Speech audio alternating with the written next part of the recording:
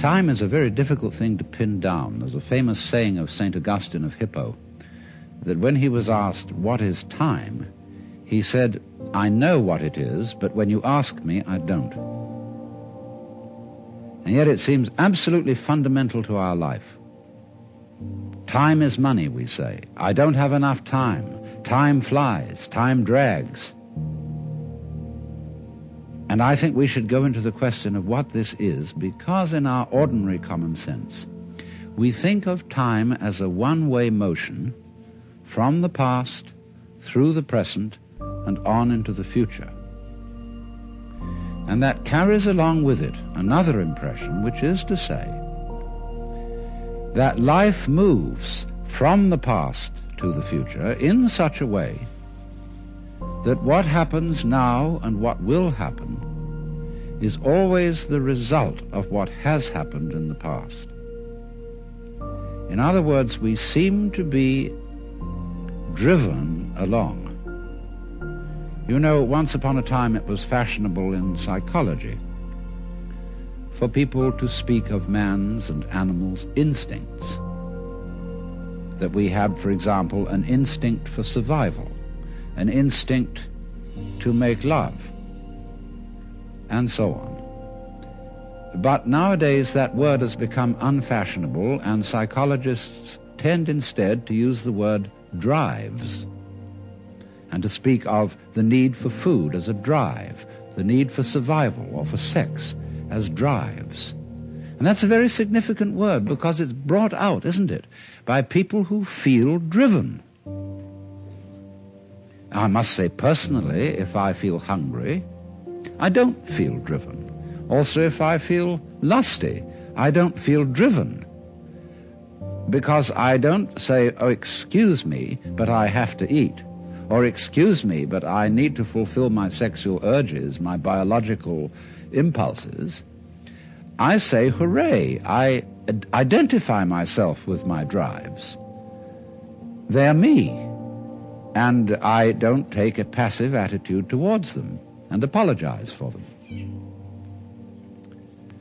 So the whole idea of our being driven is connected with the idea of causality, of life moving under the power of the past.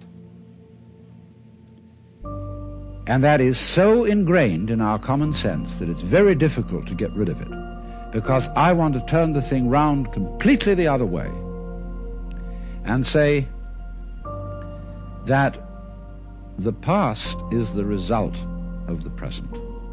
Let us suppose, just for the sake of example, that this universe started with a big bang, as some cosmologists believe. Now, when that bang happened, it was the present, wasn't it? And so the universe began in what we will call a now moment. Then it goes on doing its stuff. And always, when any event that we now call past came into being, it came into being in the present and out of the present. That's one way of seeing it. But before we get further involved in this, I want to draw your attention to a fallacy in the very common sense idea of causality. That events are caused by previous events, from which they flow or result necessarily.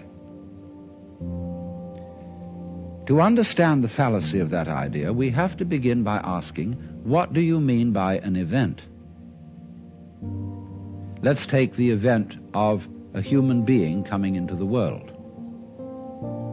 Now, when does that event begin?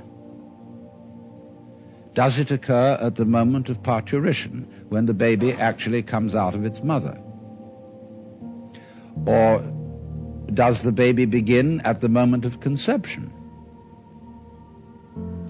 Or does the baby begin when it was an evil gleam in its father's eye? Or does a baby begin when the spermatozoa are generated in the father, or the ovum in the mother. Or could you say a baby begins when its father is born, or when its mother is born? All these things can be thought of as beginnings. But we decide, for purposes of legal registration, that a life begins at the moment of parturition, and that is a purely arbitrary decision. And it has validity only because we all agree about it. Let me show you the same phenomenon in the dimension of space instead of the dimension of time. Let's ask, how big is the sun? Are we going to define the sun as limited by the extent of its fire? That's one possible definition. But we could equally well define the sphere of the sun by the extent of its heat. We could also define the sphere of the sun by the extent of its light. And each of these would be reasonable choices, except that it's rather difficult to keep track of the extent of its light, because we're inside it. And therefore we have arbitrarily agreed to define the sun by the limit of its visible fire. But you will see in all these, by these analogies, that how big a thing is, or how long an event is simply a matter of definition.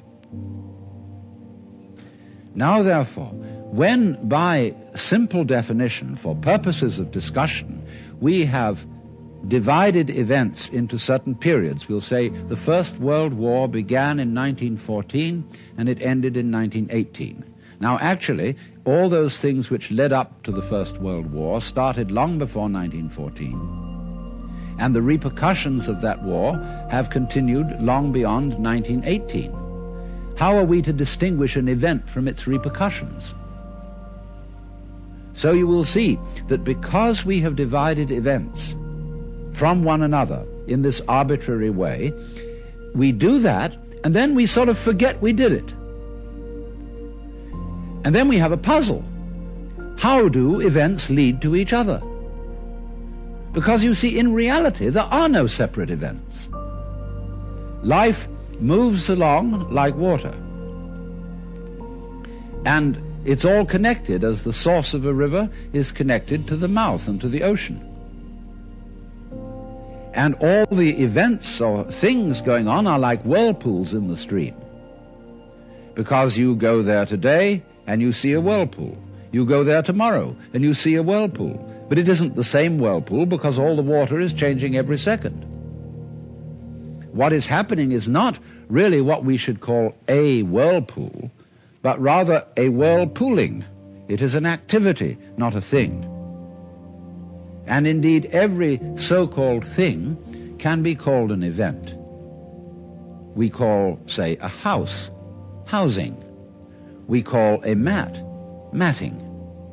And we could equally call a cat, a catting.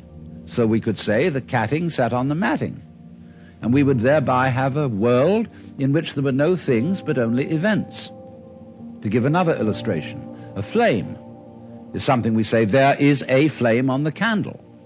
But it would be more correct to say, there is a flaming on the candle, because the flame is a stream of hot gas. Let's take another amusing example. We say fist, and fist is a noun. And fist looks like a thing, but suddenly what happens to the fist when I open my hand? See, I was fisting. Now I'm handing it to you.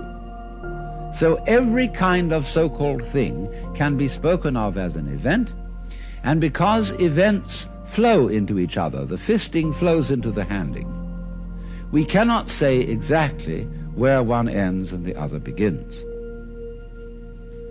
So therefore, if we remember that, we shall see that we do not need the idea of causality to explain how a prior event influences a following event, because it's like this. Supposing I'm looking through a narrow slit in a fence, and a snake goes by, I've never seen a snake before, and this is mysterious. And I see through the slit in the fence, first the snake's head. Then I see a long, trailing body, and then finally the tail. I say, well, that was interesting. Then the snake turns round and goes back. And again I see first the head, and then after an interval the tail. Now if I call the head one event and the tail another, it will seem to me that the event head is the cause of the event tail, and the tail is the effect. But if I look at the whole snake, I will see a head-tailed snake, and it would be simply absurd to say that the head of the snake is the cause of the tail, as if the snake came into being, first the head and then the tail. The snake comes into being out of its egg as a head-tailed snake. And so in exactly the same way, all events are really one event. We're looking, when we talk about different events, we're looking at different sections or parts of one continuous happening. And therefore, the idea of separate events which have to be linked by a mysterious process called cause and effect is completely unnecessary. But having thought that way, we think of present events as being caused by past events, and therefore we tend to regard ourselves as the puppets of the past, as driven along by something that is always behind us. Now, to overcome this impression, it's very simple. You begin again with an experiment which I suggested in a previous talk about meditation. Approach the world through your ears. If you shut your eyes and make contact with reality purely with your ears, I mean, it's kind of silly perhaps to shut your eyes when you're looking at television, but do it just for a moment. And you will realize that the sounds you are hearing are all coming out of silence. You hear, and it fades away, fades, and finally disappears. It's a curious world, this, isn't it? Because you hear all the realities in it, the sounds, suddenly coming out of nothing. You don't see any reason for them to begin. They just appear, and then they echo away through the corridors of the mind, which we call memory. Now, if you open your eyes, it's a little harder to see this with your eyes because, unlike sounds, the eyes sound static. Or rather, they look static. Everything looks still to your eyes. But you must understand that the world you are looking at, say when you look at a light, that light is vibrating. All material things are vibrations, and they are vibrating at you now in the same way as the sound was vibrating on your ears. In other words, the present world that you see is a vibration coming just as the sound comes out of silence. The light is coming out of space. It's coming out of nothing straight at you now and echoing away into the past. So the course of time is really very much like the course of a ship in the ocean. Because here's the ship, you see, and it leaves behind it a wake.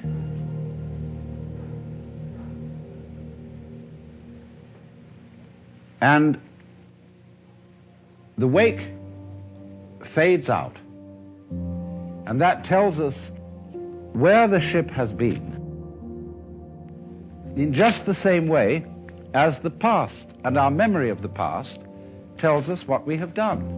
But as we go back into the past, and we go back and back to prehistory, and we use all kinds of instruments and scientific methods for detecting what happened, we eventually reach a point where all record of the past fades away in just the same way as the wake of the ship.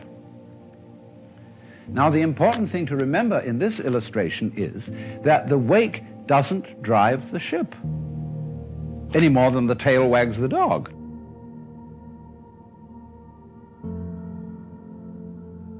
Supposing there's a neurotic, difficult child, and one school of thought used to say, well, bang him about, beat him up, and maybe he'll change.